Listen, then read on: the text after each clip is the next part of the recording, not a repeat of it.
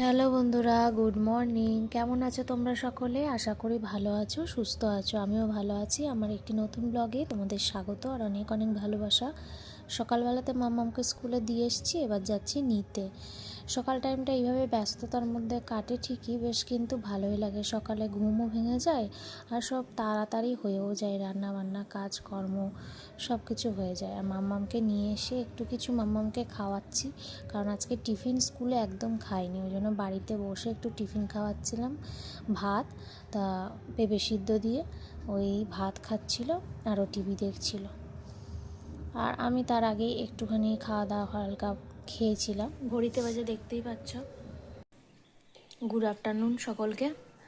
স্নান টান করে এলাম, খেতে বসেছি। বাঁধাকপির তরকারি কালকে ছিল, আর হচ্ছে ডিম আলুর তরকারি, এই দিয়ে খাচ্ছি আজকের ভাত। আর সেরকম কিছু রান্না বান্না করিনি।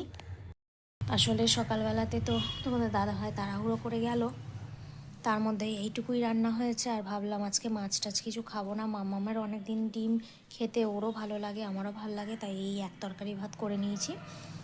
আর হচ্ছে গিয়ে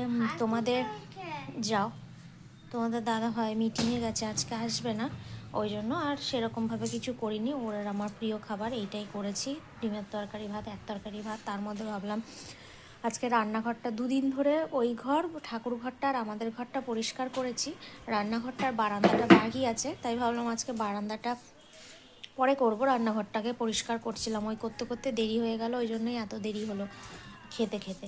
তাও পুরো কমপ্লিট হয়নি, মেঝে টেঝেগুলো গোছা হয়নি, এগুলো সন্ধ্যের দিকে গোছাবো।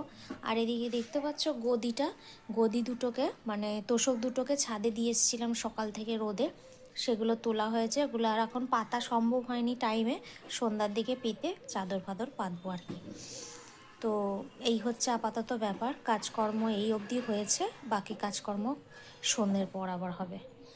তো একা হাতে করলে কি করব বলো, সব একসঙ্গে তো করতে পারি না, সব একটু একটু করেই করতে হয়। মামামকে খাওয়াতে হয়, ঠিক টাইমে স্নান করাতে হয়, ওই জন্য এরকম দেরি হয়ে যায়। তো চলো এখন রাখি, খাওয়া দাওয়া করে নিই, পরে আবার কথা হবে। সন্ধ্যা বাজে এখন 7টা। ঘুম থেকে উঠে মামামকে একটু খাইয়ে মামামের পড়াগুলো করাচ্ছিলাম। তারপরে এই যে বিছানাপত্র বললাম সকালবেলা তো হয়নি, এইমাত্র পাতলাম। মাথায় একটু দেখতেই পাচ্ছ একটু লেবু দিয়েছি, এত খুশকি হয়েছে মাথাতে, তাই ভাবলাম আজকে একটু টাইম পেয়েছি, লেবু আর মাথায় ভালো করে তেল দিয়ে বেঁধে রেখেছি চুলটা, কালকে ভাবছি শ্যাম্পু করব। আর সন্ধ্যাবেলাতে কি কাজ করেছি জানো, রান্নাঘরটা তো অর্ধেক হয়েই ছিল, সেই রান্নাঘরটা পরিষ্কার করলাম।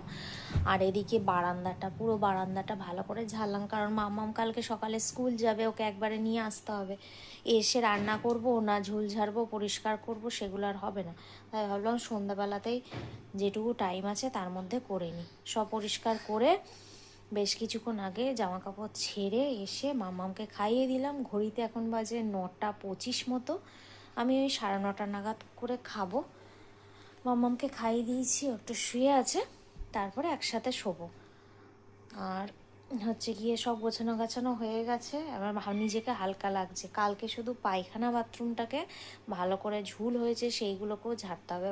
চোখের সামনে ঝুল দেখলে না খুব গাটা ভার ভার লাগে, মনে কতক্ষণে পরিষ্কার করবো। আর আমি এতক্ষণ ধরে অপেক্ষা করছিলাম এতদিন ধরে একটা ঝুল ঝাড়ুর জন্য, তো ঝুল ঝাড়ু কি আমাদের রাস্তা দিয়ে যাচ্ছেই না যে একটা নেব। আর সেই অপেক্ষায় এতদিন ছিলাম, দিয়ে ভাবছি যে এখন ঝুলঝাড়ুর অপেক্ষা করে থাকলে আর আমার ঝুল ঝাড়াও হবে না, পরিষ্কারও হবে না। দিয়ে ঘরের যে ফুল ঝাড়ু ছিল ওটা দিয়েই চেয়ারে উঠে উঠে তারপর পরিষ্কার করেছি, এই করেছি। তো চলো, এখন অনেকটা হালকা লাগছে, কালকে এবার বাকিটা হলেই ব্যাস শান্তি। চলো টাটা, গুড নাইট, তোমরা সকলে ভালো থেকো, সুস্থ থেকো।